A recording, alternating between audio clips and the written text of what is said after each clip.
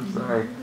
The Spanish philosopher and writer, George Santayana, famously said, "Those who do not remember the past are condemned to repeat it." And I say, those who don't study history may suffer for it.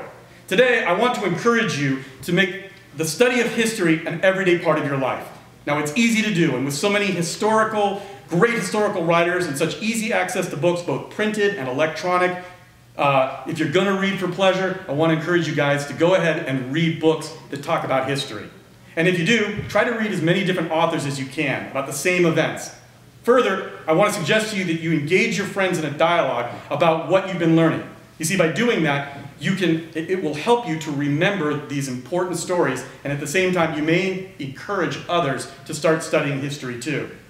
By studying history, researching what many voices have to say about the past events that happened, not just relying on a single or possibly biased source, you gain a broader, more balanced understanding of past events and their causes and effects on you today. By studying the past, you may actually learn to avoid the same mistakes that others have made and learn the hard way. And by studying history, the whole scope of human history, you can not only learn how to help others avoid mistakes of yesterday, but you can become a better leader and help to create a brighter future for all those to come.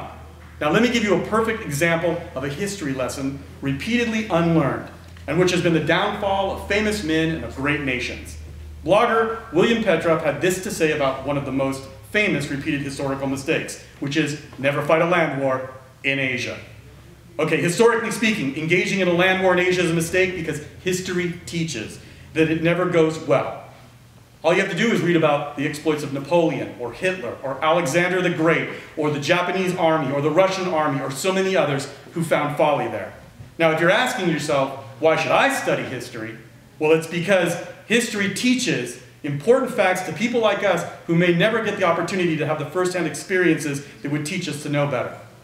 Let's look at an example. Let's look at this example again. Now, most of you know that Asia is a very big continent. It has very big countries. It has lots and lots of people in those countries, but it also has mountain ranges. It has lots of forests and lots of snow.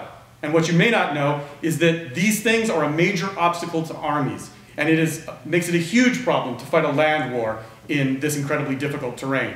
Now, I know that you guys are a smart audience, and you're probably thinking to yourself, well, duh, of course I don't want to get involved in a land war in Asia, but how does that really apply to me in my life? Well, the former Soviet Union, and this is where we all come into the picture, and the United States have both engaged in major land wars in Asia in recent times. In the 9 years that Russia was there, they lost nearly 15,000 men killed in action, as well as over 50,000 wounded and nearly 500,000 who fell ill due to the conditions in that country. Yet, with this still fresh in mind, America jumped right into the same quagmire in 2001, and we're still there today. The U.S., as a result, has endured the loss of life of over 2,177 soldiers. We face staggering and unprecedented numbers of wounded and permanently disabled, and we've spent billions contributing greatly to our massive national debt to fight this war. So I feel certain that this situation has actually personally impacted each and every one of you on one, if not many levels. Now, one of the greatest things about the times that we live in is the ease and convenience of access to information. With the improvements in publishing and marketing via the internet, literally hundreds of brilliant scholars, once out of reach to the general public, are now able to be reached by a simple online book or a download a click away. Now, there's also a plethora of really good, reliable websites to search, to get recommendations and reviews. So finding engaging and entertaining books that have a wide variety of perspectives on almost every historical topic outside of the traditional halls of libraries has never been easier. Because we have access to so many points of view on historical events, we no longer have to be constrained by those who would manipulate history for power or personal gain by controlling the flow of historical records to the masses. So let me close with this. Study history for your own self-improvement. Study history because it's fun and it builds wisdom.